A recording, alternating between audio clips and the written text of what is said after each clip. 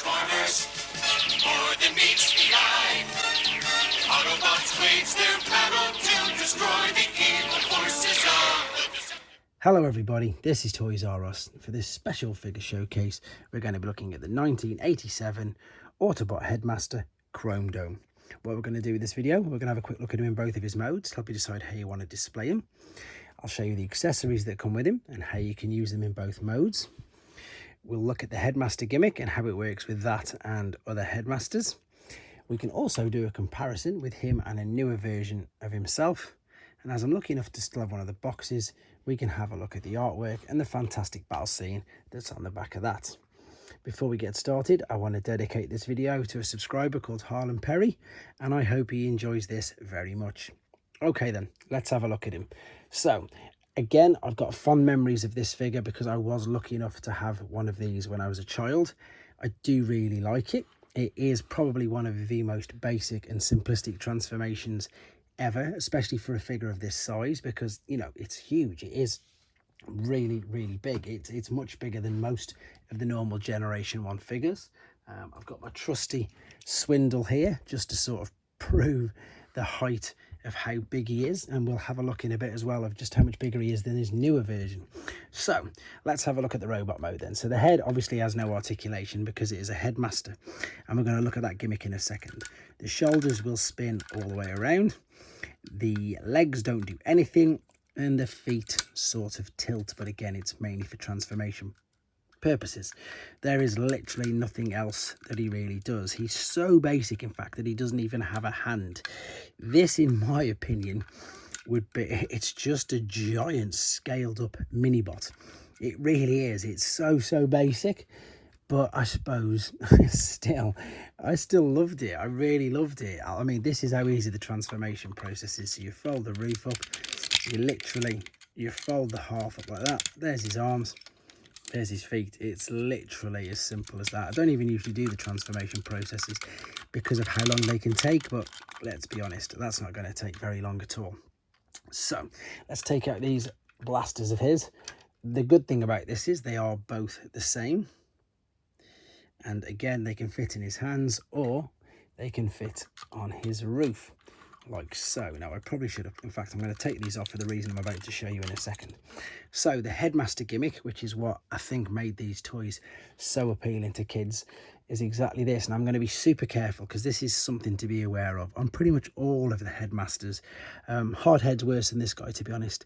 This is in great danger all the time of snapping off, and it's such a common problem with them all. So if I take out Stylo, who is the name of his Headmaster partner, now you can see that these are all separate barrels, which is the biggest difference between this and the Headmaster Juniors. Let's take Stylo first and foremost then. So there he is in his head mode. We can fold this bit up to cover the part of his face, fold him out, and then he does also have articulation in the arms. I'm not going to put it any further than that because, again, these are notorious for breaking off. Even though he's so small, there is a good bit of detail to him. So let's transform him back, and you can see there that this is what's going to press down the barrels. So if you've got different Headmasters, they're going to give you different readings. So we've got speed, strength, and intelligence, and as you can see, that's a clever guy.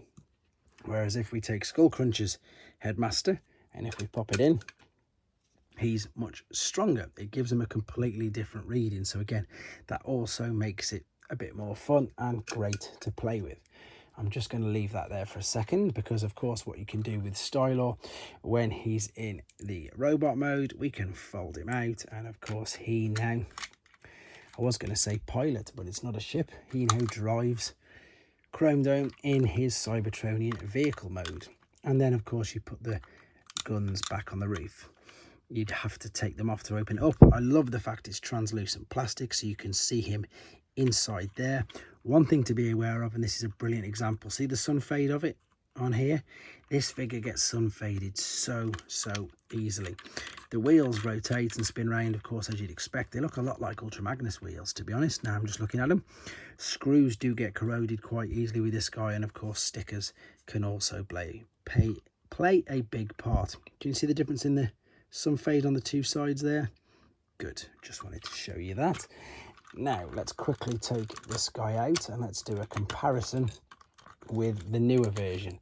The newer versions are okay. I've got varying opinions on them, to be honest. I appreciate the work that's gone into them and the fact, you know, the engineering, but it's still, I still love the originals. And let's get the new guy up here as well. And again, of course, he's got his articulation is off the charts compared to the original, but look, he's much smaller, like much smaller, a good couple of inches. The Headmaster Gimmick, I suppose at least they've kept that, but again, this guy is again much smaller. So they're tiny, and okay, maybe they have got more articulation, but there's more detail on this guy. Same articulation on there, a bit more detail obviously on his head. This is the original Titans Return, by the way. This isn't the new Walmart, I think, reviews. Well, so reissue that they did. But what you've lost here, look, yeah, you can attach the head, but you've lost the little gimmick. And the gimmick was brilliant. The fact that you could literally have, I suppose, partial tech specs built into his chest, which was brilliant. And that's what was really cool about these. And they just took that completely away. You can see how much bigger he is there anyway. Right, let's get rid of him. Let's carry on looking at the old one. Now, here's his box. Now, unfortunately, it is a bit beaten up, but a box is a box. There you go. You can see that his driver's name is Stylar, and there is the artwork for him there.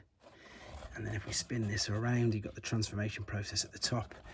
And then on the back, we've got the 1987 Headmasters battle scene. So you've got Fortress Maximus there with Brainstorm.